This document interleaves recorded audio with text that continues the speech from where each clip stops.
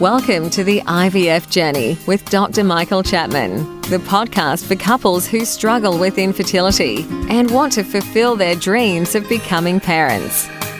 In this podcast, you'll learn actionable strategies to deal with infertility from Dr Michael Chapman, or Prof as he's affectionately known.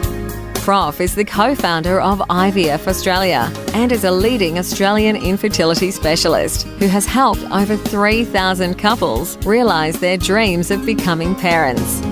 To access previous episodes packed with ideas, solutions and tips that actually work, head over to Dr Chapman's IVF podcast on iTunes.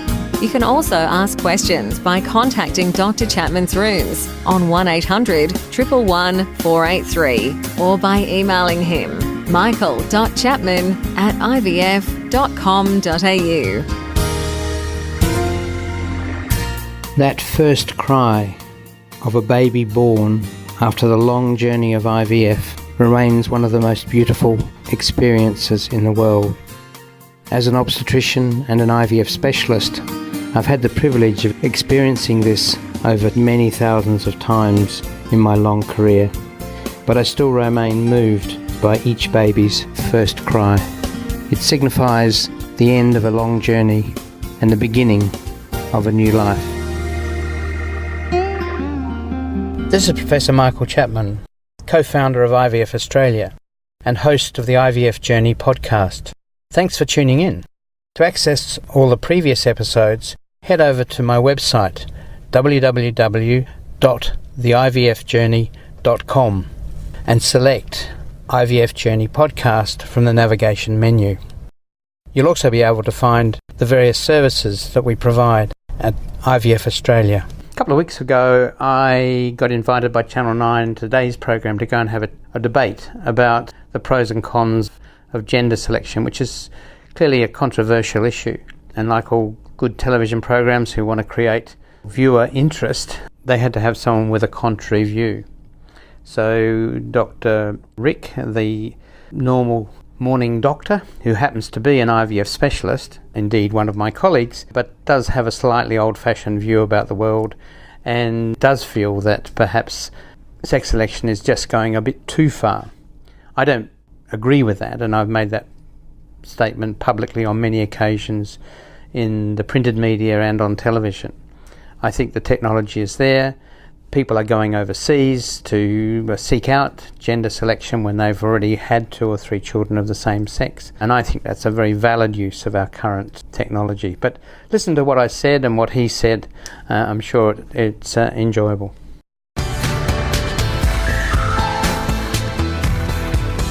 Welcome back. Well, it's the great mystery all expectant parents experience, whether they're having a baby boy or a baby girl. While many are content to leave it to nature, what if you could choose the gender of your unborn child? Australia's Peak Medical Council has banned parents using IVF to choose the sex of their baby, while fertility experts pushing for change say parents should have the option of gender selection. It is always a controversial topic, and we hit the streets to get your thoughts on it. No, it doesn't matter if it's a boy or girl, so it makes no difference to me, really. I think normally we would never have that choice, and why should we change that? If they want the option, then yes, why not? Not necessarily for the first child, but when you've had several children, maybe. If people want to use it, then yeah, but I'm not. I'm sort of opposed to it. You're really lucky to have a child, so whether it's a boy or a girl, it's a child. I don't have a problem with that at all. I think they should have the option, yeah, but I don't know if I'd do it myself. We also asked viewers on Facebook if gender selection should be permitted in Australia. 26% of you said yes, while a resounding 74% said no.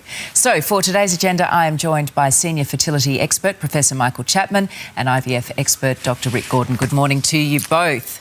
Morning, John. All right. Now, Ric, obviously gender selection is illegal in Australia.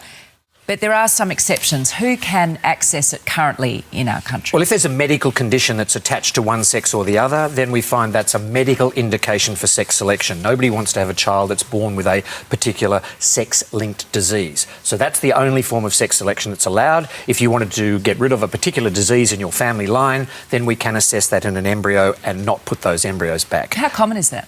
Oh, pretty rare for a start. It does crop up, of course. The more common one that everyone's talking about is the social sex selection, where they would just like to choose for no other reason but what sex they would prefer. And just explain, if you could, Michael, how that works. When we create an embryo, we have the ability to sample 5 or 6 cells from that embryo and then genetically test those cells for the sex of the child.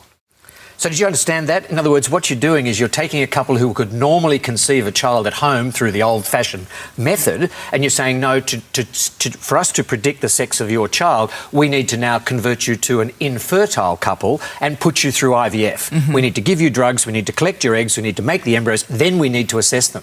So from what you used to do naturally at home, we're now going to convert you into an IVF All right, patient. put your case. I know you're vehemently opposed to it. Not vehemently opposed. I'm just trying to put the brakes on that this should be widely available. That's all. Speaking as an individual, right? This is a personal opinion, and I stress that. OK, so, Michael, the typical couple who might do this want a bit of balance in an already established family, usually, I'm assuming. So perhaps they already have 3 boys and they want that 4th child to be a girl. Would that be the common scenario? That's the common scenario that I'm approached with by couples who won't have another baby unless they can choose the sex. They've got their 3 boys or 3 girls and they want the opposite sex. And that's where I think the technology that we have, the technology we've developed, should be able to be used in that particular situation under strict controls. What's wrong with that, Ric? So 3 boys, you said, and then they want a girl. What about 2 boys and now they want a girl? What about 1 boy and they just want to they want to have the balanced family?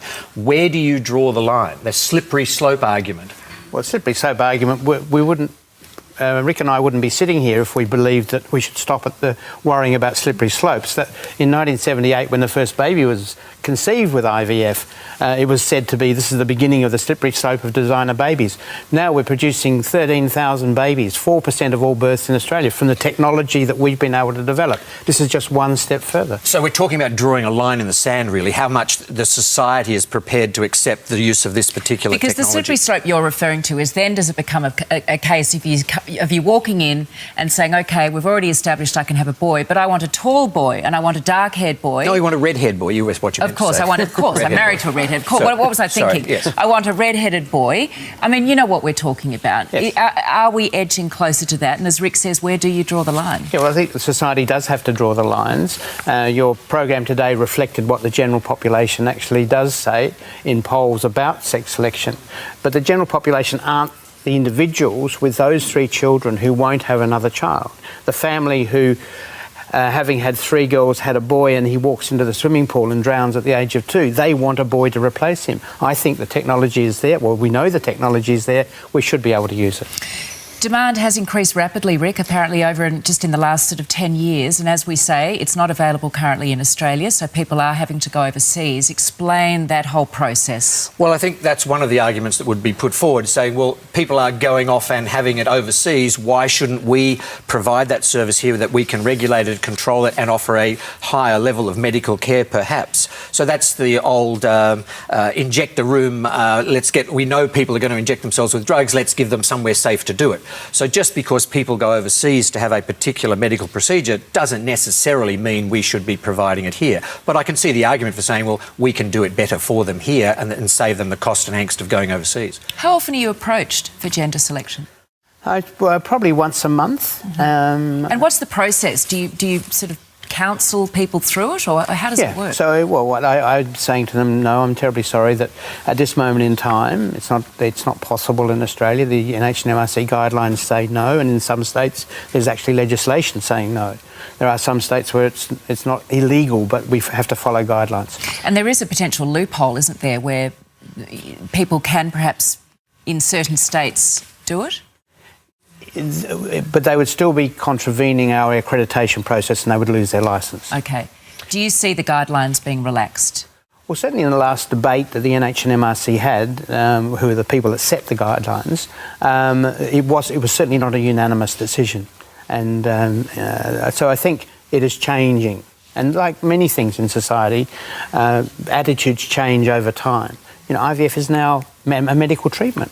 It was an experiment 15 years ago. All right. Last word from you, Ric. No, I agree with Michael. I think the pendulum is swinging. I think the society is now looking at this with a different attitude, and the pendulum is definitely swinging towards accepting this particular technology. I'm just there to say it should be swinging a little bit slower than Mike's pushing it, that's all. All right. Well, it is a really interesting discussion. Absolutely. And always gets a lot of discussion happening from our viewers. So thank you both for weighing in on it. Thank you for listening to the IVF Journey with Dr. Michael Chapman, the podcast which helps couples negotiate their way through the IVF journey, all the way to parenthood.